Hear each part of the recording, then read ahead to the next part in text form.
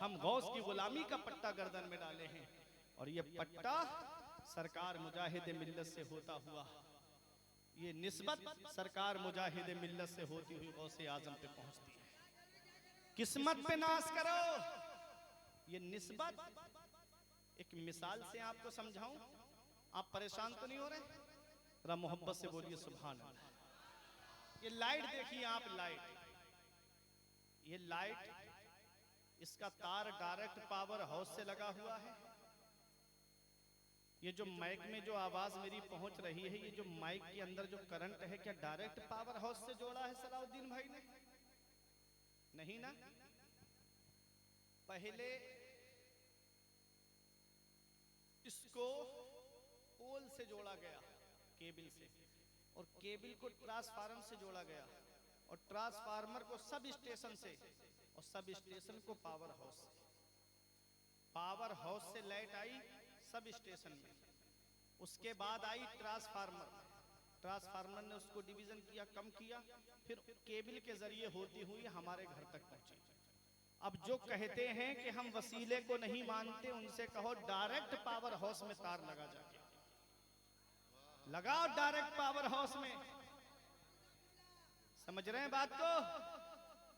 जो वसीले के कायल नहीं है, कहना डायरेक्ट लगाओ जाओ। आप अगर डायरेक्ट तार लगाएंगे पावर हाउस में तो बताओ क्या बल्ब जलेगा? बल्ब तो बाद में पहले लगाने वाला। समझ रहे हैं? समझिए, जो आज हम वलियों का उर्स करते हैं, अभी सरकार मुजाहिद मिल्लत का उर्स पाक हुआ है ना, कितने लोग आए थे, कोई गिन सकता है? अच्छा, जनाजा हमारे यहाँ इंतकाल कर जाए, किसी का इंतकाल हो जाए, तो आदमी के पास इतना टाइम नहीं है कि वो थोड़ी देर रुक जाए। इंतकाल के बाद में, दफीने के बाद में फौरन अपने घर भागता है। लेकिन यहाँ 3-3 दिन तक, 4-4 दिन तक सरकार मुजाहिद मिल्लत की मोहब्बत में पड़ा है। घर पे आएगा तो कहेगा लेटने के लिए अच्छा इंतजाम तक नहीं किया, वहां रास्ते में पन्नी बिछा करके लेटा है। परेशानी भी आ रही है, भूखा भी रह रहा है, दिक्कत भी हो रही है, लेकिन फिर भी कोई गिला नहीं, कोई शिकवा नहीं। किसकी मोहब्बत में आए? सरकार मुजाहिद मिल्लत। जब किसी को किसी के लिए टाइम नहीं है तो आदमी क्यों 2-3 दिन जाकर के वहां पर अपना वक्त खराब कर रहा है? हर एक के लिए रोया नहीं जाता, हर एक के लिए आंसू नहीं बहाए जाते, हर एक के लिए टाइम नहीं निकाला जाता। वह अम्मा मा यनफ़उन्नास फ़यमकुसु फ़िल अर्द, जो लोगों को नफा पहुंचा के जाता है वो जमीन में ठहरा रहता है। सुभान अल्लाह, सुभान अल्लाह। वो जमीन में बाकी रहता है।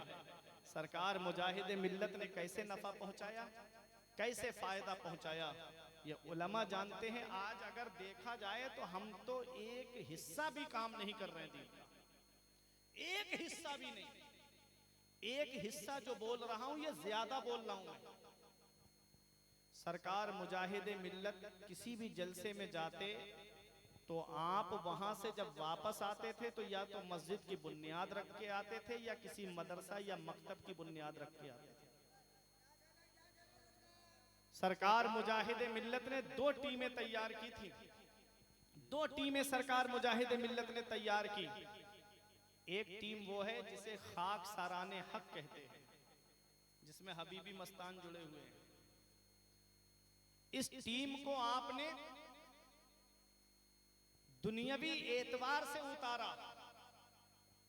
कहीं पर कोई जाम वगैरह लगा है तो ये टीम जाकर के वहां काम करती थी, कहीं आग लग गई तो ये टीम जाकर के वहां आग बुझाती थी। बहुत मामलात सर किए इस टीम ने जाकर के।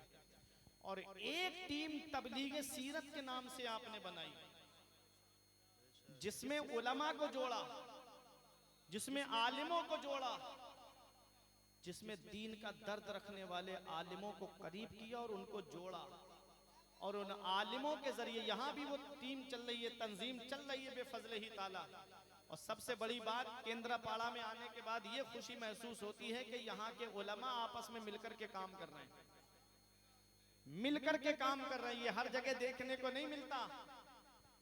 वरना उलमा का काम, अक्सर जगहों का हाल ये है कि मेंढक व पल्ले के अंदर मेंढक जमा करने वाला हाल बन गया कि एक को पकड़ के लाओ, दूसरा कूद के निकल गया, दूसरा पकड़ के लाओ तो तीसरा निकल गया। वरना यहाँ देखो तो खुलूस के साथ ये सरकार मुजाहिद मिल्लत का फैजान है कि यहाँ के उलमा जमीन से जुड़ करके काम कर रहे हैं, दीन का काम कर रहे हैं, और होना भी चाहिए।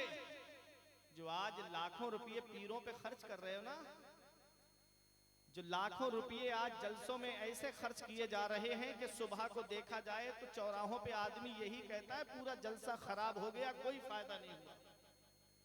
वो पैसा अगर आप बचा करके अपने उलमा के जरिए किसी दीनी काम में लगा देते तो दुनिया से भी चले जाते, वो पैसे के जरिए तुम्हारा दीन का काम होता।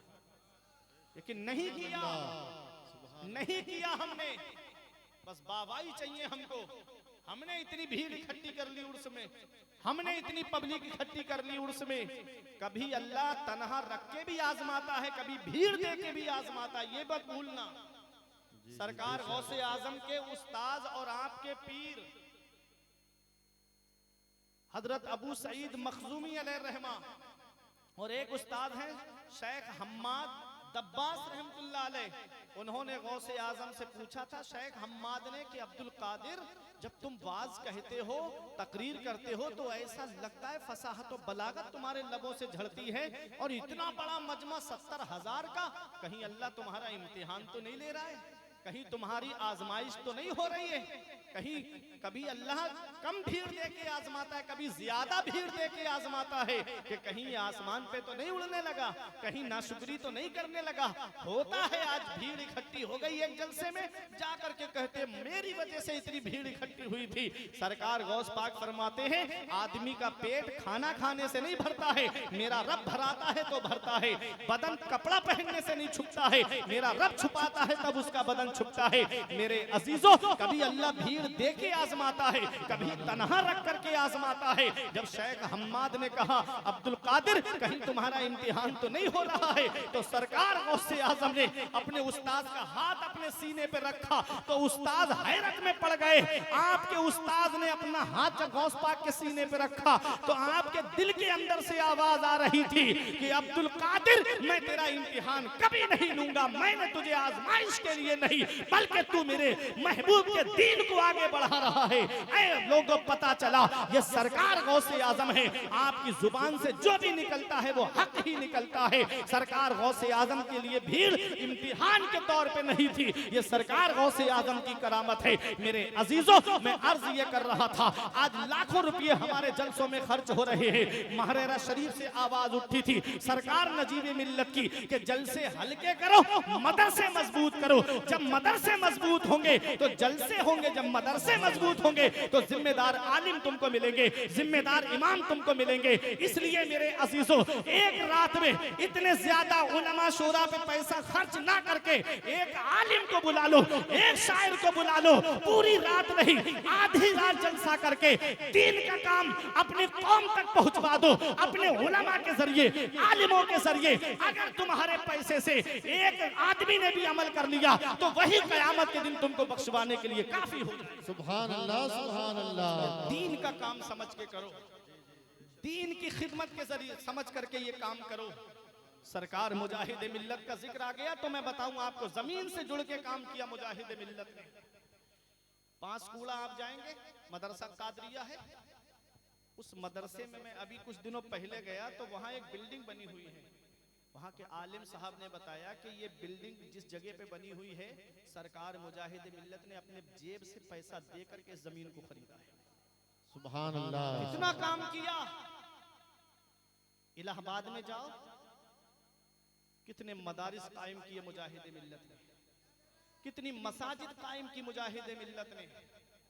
जो आज एक मस्जिद हमारे हाथ से निकल गई, सरकार मुजाहिद मिल्लत की देन थी जो अब तक वो मस्जिद हमारे हाथों में थी। कितना काम किया मुजाहिद मिल्लत ने। यूं ही उनको कोई मुजाहिद नहीं कहता, मुजाहिद बनने वाले बहुत आए, कोई मुजाहिद इस्लाम बना, कोई कुछ बना, लेकिन नहीं, जब जब मुजाहिद मिल्लत बोलते हैं जहन धामनगर शरीफ की सरजमीन पे चला जाता है। जैसे जब जब इश्क मोहब्बत बोलते हैं तो जहन आला हजरत की तरफ चला जाता है, और जब मुजाहिद मिल्लत बोलते हैं तो जहन धामनगर शरीफ की सरजमीन पे चला जाता है। मुजाहिद कोई ऐसा ही नहीं बन जाता। 100 नंबर की गाड़ी का हार्न बज जाए दरवाजे पे, पूरा घर डर के मारे सहम के अंदर बैठ जाता है। जिसने जेल की सऊबतों को बर्दाश्त किया उसे मुजाहिदे मिल्लत कहते हैं। वाह वाह सुभान अल्लाह। जिसने हुकूमत की आंखों में आंखें डाल के बात की उसे मुजाहिदे मिल्लत कहते हैं। और सिर्फ अपने यहाँ पर ही शेर नहीं है वो, सिर्फ अपने यहाँ ही मुजाहिद नहीं है, बल्कि सऊदी में जाकर के दीन के दुश्मनों के सामने सीना सिपर होके खड़ा हो जाए उसको दुनिया मुजाहिद मिल्लत कहती है। सुभान अल्लाह सुभान अल्लाह। अपने गली में तो कहते हैं ना कुत्ता भी शेर बन जाता है, मिसाल देते हैं।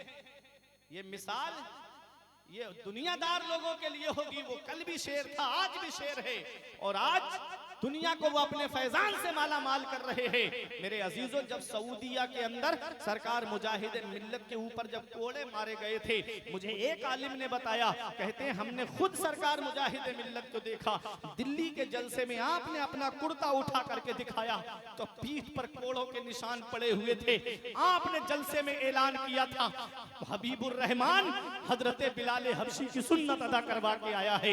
हजरत बिलाल हबशी की सुन्नत अदा हुई है। और जब आपको सऊदिया जेल के अंदर ले जाया जा रहा था, हाथों में हथकड़ी और पैरों में बेड़ी पड़ी हुई थी, तब आपने ऐलान किया था आज हजरत इमाम ज़ैनुल आबिदीन की सुन्नत अदा हो। सुभान अल्लाह सुभान अल्लाह। नारे तकबीर नारे रिसालत फैजाने हुजूर मुजाहिदे मिल्लत नारे तकबीर। इतना काम करने वाला, इतनी दीन की खिदमत करने वाला, और नबी की सुन्नतों पे कैसा अमल। सुभान अल्लाह। हुजूर अशरफुल फुकाहा अल्लामा मुफ्ती मुजीब अशरफ नागपुरी अलैहि रहमा बहुत जलसे किए सरकार मुजाहिद मिल्लत के साथ। उन्होंने सरकार मुफ्ती आजम के खलीफा हैं।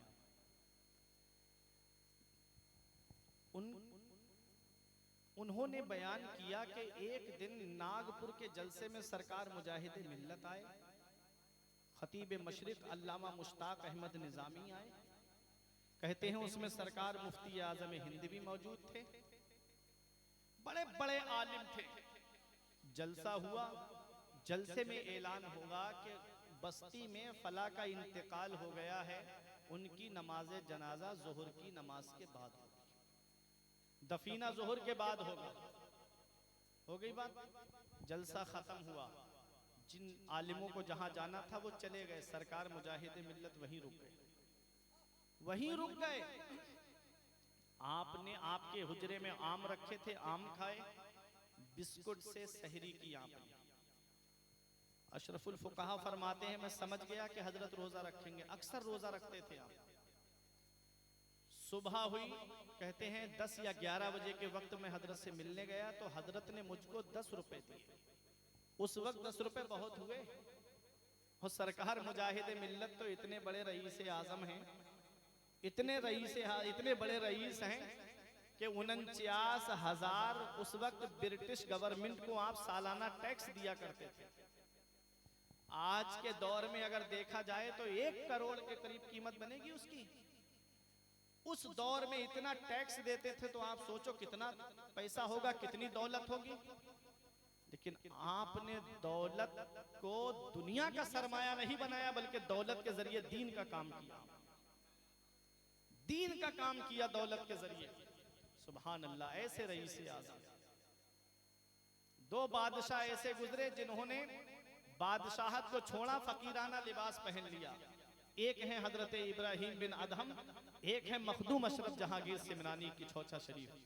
बादशाहत को लात मारी, फकीराना लिबास पहन लिया। और सरकार मुजाहिद मिल्लत को देखो, दौलत को, रईसी को अपनी खुशगवार जिंदगी के लिए आड़ नहीं बनाया, बल्कि फकीराना लिबास पहन करके दीन का काम करना आपने शुरू कर दिया। ये सरकार मुजाहिद मिल्लत हैं। हुजूर अशरफुल फुकाहा फरमाते हैं 10 रुपए लेके मैं कहा कि जाओ और इससे किसी गरीब को, मिस्कीन को खाना खिलाओ। वो गए, उन्होंने कहा हुजूर मिस्कीन कहाँ ढूंढूंगा, कहा जाओ। तो जब वो बाहर गए तो एक बड़े मियाँ बाशरा थे और वो भीख मांग रहे थे, कह रहे थे कि मैं भूखा हूँ। आपने उनको पकड़ा, ले जा करके खाना खिलाया, 2.5 रुपए बचे उसमें से, खाना खिला दिया, ₹2.5 बचे, लेकर के आए सरकार मुजाहिद मिल्लत के पास। फरमाया इसको ले जा करके आपने फरमाया इसे सदका कर दो, इसे सदका करो। वो गए और आपने बाहर जब निकले तो एक भीख मांगने वाला मिला, मुसलमान था, उसको वो ₹2.5 दे दिए आपने। 2 काम हो गए।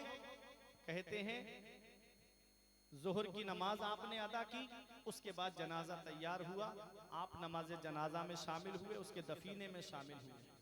फिर उसके बाद सरकार मुजाहिद मिल्लत वापस आए। हुजूर अशरफुल फुकहा कहते हैं मैं सोचने लगा कि ये तो एक हदीस की मुकम्मल पैरवी है।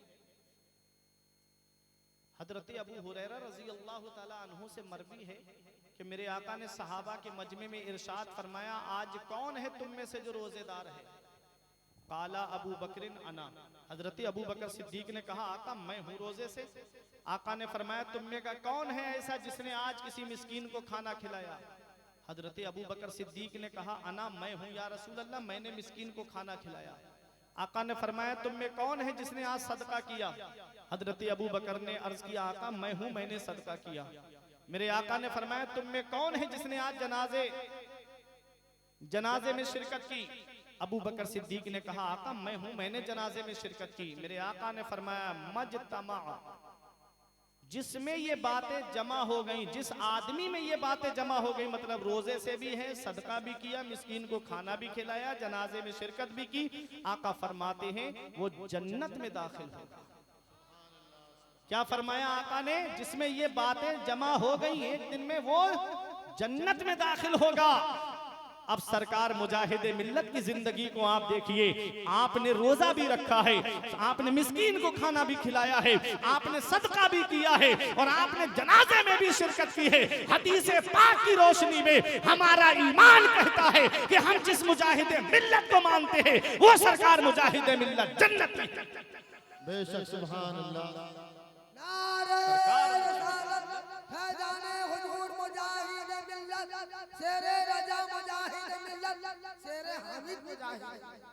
मुजाहिद मिल्लत की जात। तो सोचो कितना दीन का काम किया सरकार मुजाहिद मिल्लत ने और कैसे जमीन से जुड़ के काम किया मुजाहिद मिल्लत ने। उसके बावजूद आपकी इज्जत और इनकिसारी का आलम देखो। जब आप हज करके आए, आने के बाद में जब जाते थे तब भी लोगों को जमा करके नहीं जाते थे कि मैं हज को जा रहा हूँ, आओ मेरे इस्तिकबाल के लिए। और जब आप आते थे तो बड़ी सादगी से आ जाते थे। जब आप वापस आए तो आप जब अपनी बस्ती में पहुंचे तो कुछ लोगों ने पीछे से नारा लगा दिया, हबीबुर रहमान जिंदाबाद, मुजाहिद मिल्लत जिंदाबाद। सरकार मुजाहिद मिल्लत ने पलट के उनकी तरफ देखा और कहा जिंदाबाद का नारा क्यों लगाते हो, मुर्दाबाद का नारा लगाओ। हबीबुर रहमान ने दुनिया में रह के किया क्या है बताओ? जिसने दीन का इतना काम किया हो उसकी जरा शान देखिएगा। कहते हैं मुझे जिंदाबाद का नारा क्यों लगा रहे हो, मुर्दाबाद का नारा लगाओ। मैंने किया ही क्या है?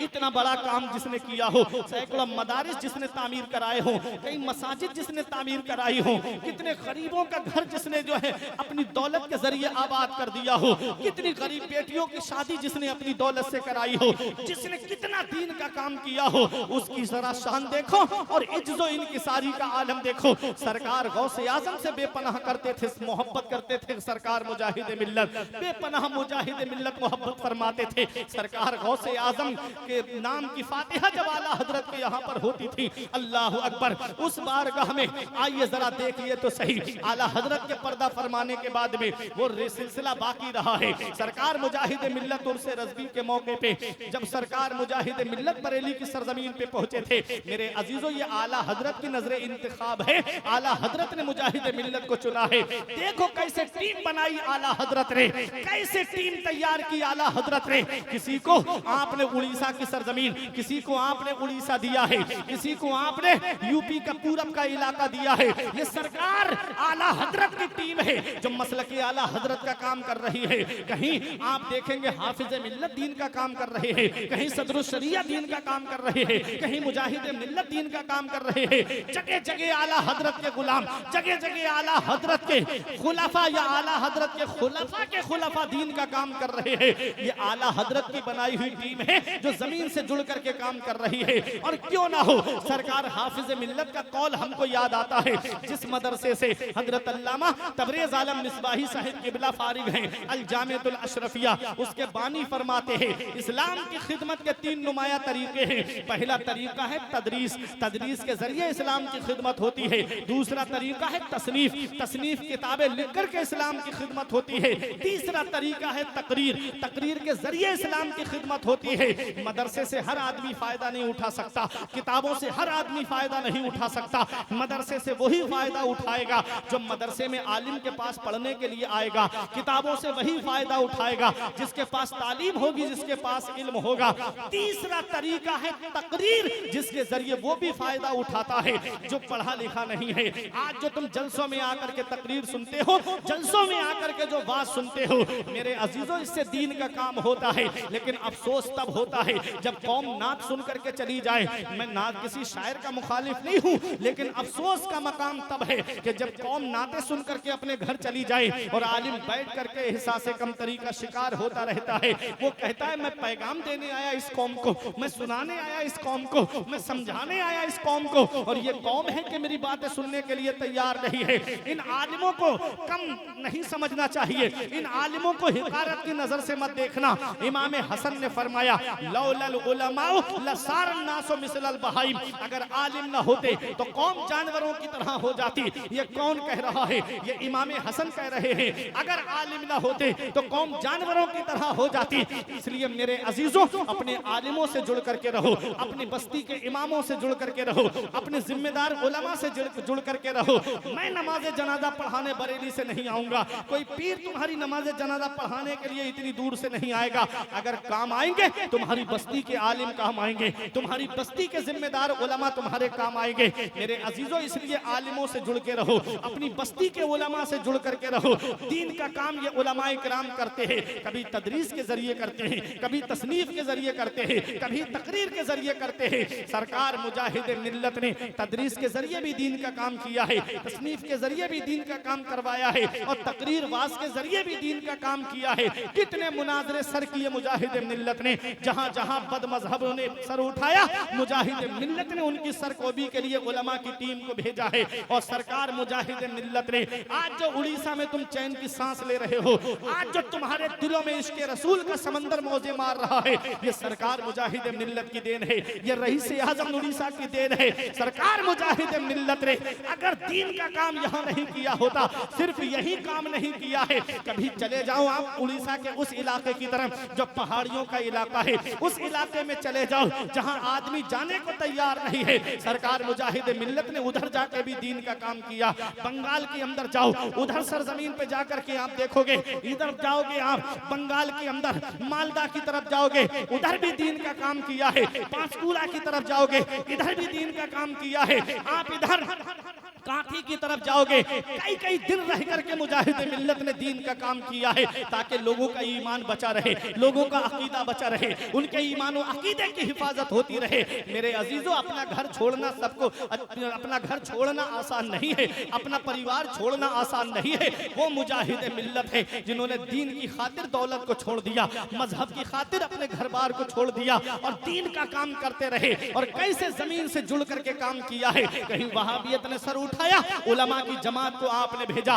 कहा जितना टिकट में पैसा लगेगा मैं दूंगा, जितने दिन कयाम करोगे मैं तुमको टोटल पैसा दूंगा। लेकिन वहाबियत सर ना उठानी चाहिए। वहाबियत की सरकोबी के लिए कभी आप अल्लामा हशमत अली को भेजते हैं, कभी अल्लामा मुश्ताक अहमद निजामी को भेजते हैं। खेड़ा गुजरात के अंदर कुछ लोगों को मुर्तद किया जा रहा था, मुसलमानों को मुर्तद बनाया जा रहा था। चारों तरफ से फोर्स लग गई मेन रास्तों पर कि कोई भी इन मुसलमानों की हिमायत के लिए नहीं आए। सरकार मुजाहिद मिल्लत को पता चला, साथ में अल्लामा मुश्ताक अहमद निजामी को लिया, अल्लामा हशमत अली को लिया, राज इलाहाबादी को लिया और पैदल पगडंडी के रास्ते पे चल करके, मेड़ों के रास्ते पे चल करके, खेतों के रास्ते पे चल करके मुजाहिद मिल्लत उस गांव के अंदर गए।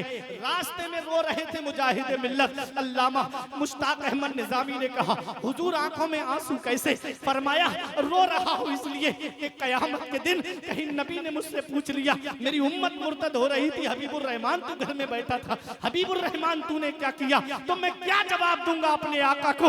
ये सरकार मुजाहिद मिल्लत है। पूरी जिंदगी जिनकी जलवतें नबी नबी बोलती रही, जिनकी खलबतें नबी नबी बोलती रही, जिनकी इबादत नबी नबी बोलती रही, जिनके अक़वाल नबी नबी बोलते रहे, जिनके अफ़आल नबी नबी बोलते रहे, जिनके आमाल नबी नबी बोलते रहे, जिनकी हर हर अदा नबी नबी बोलती रही, पूरी जिंदगी एक यही पैगाम देते रहे, उन्हें जाना उन्हें माना, न रखा गैर से काम, उन्हें जाना उन्हें माना, न रखा गैर से काम, लिल्लाहिल हम्द में दुनिया से मुसलमान गए। नारे तकबीर, नारे रिसालत, मसलके आला हज़रत, उलमाए अहले सुन्नत। जुड़ो अपने आलिमों से। ये सरकार मुजाहिद मिल्लत ही की तो देन है जो केंद्रपाड़ा में उलमा के करीब आप बैठे हो। तबलीग सीरत जो तंजीम बनाई ना सरकार मुजाहिद मिल्लत ने, इसका काम क्या था जानते हो? गांव देहातों के अंदर जाकर के जिम्मेदार आलिमों को भेजा जाता, जिसे वुजू करने का तरीका नहीं आता उसे वुजू करने का तरीका बताते, नमाज पढ़ने का तरीका बताते, ईमान और अकीदे के ताल्लुक से बयान करते। इस तरीके से सरकार मुजाहिद मिल्लत ने टीम तैयार की और लोगों के ईमान और अकीदे की हिफाजत की। इसीलिए दुनिया उनकी बारगाह में खिराज अकीदत पेश कर रही है। अम्मा मा यनफ़उन नास फयमकुसु फिल अर्द, जो लोगों को नफा पहुंचाता है वो जमीन में ठहरा रहता है, वो जमीन में बाकी रहता है। खैरुन नास मन यनफ़उन नास, लोगों में बेहतर वो है जो लोगों को फायदा पहुंचाए। सरकार मुजाहिद मिल्लत ने फायदा पहुंचाया, लोग उनको याद कर रहे हैं। सरकार मुजाहिद मिल्लत ने दीन का काम किया, लोग उनको याद कर रहे हैं। मेरे अजीजों, ये आला हजरत अजीमुल बरकत के मसलक की टीम है जो आप देख रहे हो, जो दीन का काम करती नजर आती है। आज कुछ मुकर्रिरीन भी कहते हैं कि हमारे कायद कमरों में बैठे हुए हैं, कोई कौम की रहनुमाई के लिए नहीं आ रहा है, कोई कौम के लिए आगे नहीं बढ़ रहा है। अब आप बताओ, क्या कौम के कायदीन आपके घर की रखवाली करेंगे? क्या डंडा लेकर के आपके घर के सामने बैठेंगे? अरे जब ईमान और अकीदे की बात आती है तो बताओ बरेली आगे है कि नहीं है? जब ईमान और अकीदे की बात आती है तो बताओ धामनगर शरीफ का मरकज तुम्हारे साथ है कि नहीं है? जब ईमान और अकीदे की बात आती है तो देखो तुम्हारे आलिम तुम्हारे साथ हैं कि नहीं है? झांसी के अंदर जब लोगों ने सर उठाना शुरू किया और सहाबा की शान में गुस्ताखी करने वाले सामने आए तो बताओ बरेली मरकज आगे आया कि नहीं आया? बेंगलोर की सरजमीन पे देखो, जब आपने देखा होगा नाम निहाद मौलाई जब सामने निकल करके आए तो हमारा मरकज सामने आया कि नहीं आया? तो मेरे अजीजों, ये मत सोचना जब अकीदे पे बात आती है, जब ईमान पे बात आती है तो हमारे आलिम हर वक्त तुम्हारे साथ खड़े हुए। सुभान अल्लाह। ये सरकार मुजाहिद मिल्लत ही की तो देन है जो आज उलमा तुम्हारे हर वक्त काम आ रहे हैं। ईमान और अकीदे की बात हो, आलिम तुम्हारे साथ हैं। और जब खुद ही आप अपने घर के हालात बिगाड़ोगे तो वो घर के हालात तो संभालने आएंगे नहीं तुम्हारे। आदमी कहता है बेटियां मुर्तद्दा हो रही हैं, इसकी जिम्मेदार मौलवी हैं। मुझे बताओ, एक मौलाना की तकरीर सुनी थी मैंने, शॉर्ट वीडियो आई थी मेरे सामने, बोले जितनी बेटियां मुर्तद्दा हो रही हैं इसके जिम्मेदार मौलवी हैं। अब बताओ, मौलवी डंडा लेके आपके दरवाजे के सामने बैठेगा? क्या उसकी ये जिम्मेदारी है? नहीं। आका फरमाते हैं कुल्लुकुम राइन व कुल्लुकुम मसऊलुन अन रइयतिही, तुम में का हर शख्स जिम्मेदार है और अल्लाह कयामत के दिन हर शख्स से उसकी जिम्मेदारी के बारे में पूछेगा। बाप औलाद का जिम्मेदार है, छोटा भाई बड़ा भाई छोटे भाई बहनों का जिम्मेदार है, शौहर बीवी का जिम्मेदार है, शरीयत के अहकाम पहुंचाने के एतबार से बस्ती का आलिम मस्जिद का इमाम अपने मुक्तदियों का जिम्मेदार है। तो हर शख्स जिम्मेदार है। बाप अपनी तरबियत पे गौर नहीं करता कि वो अपनी औलाद को तरबियत कैसी दे रहा है।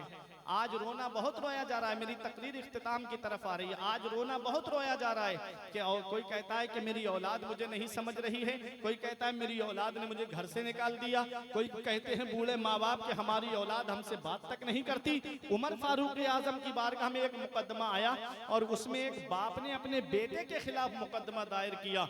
उमर फारूक आजम ने उसे देखा, पूछा उसके बाप से क्या मामला है। उसने कहा कि मेरा बेटा मेरी खिदमत नहीं करता है।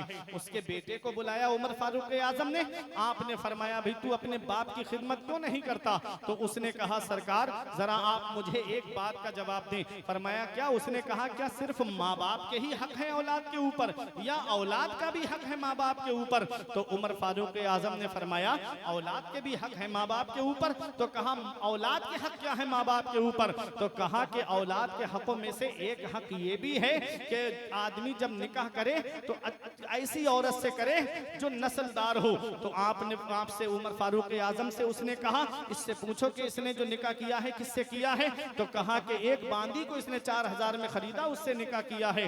कहा कि दूसरा हक क्या है? कहा दूसरा हक ये है कि आदमी उसका अच्छा नाम रखे।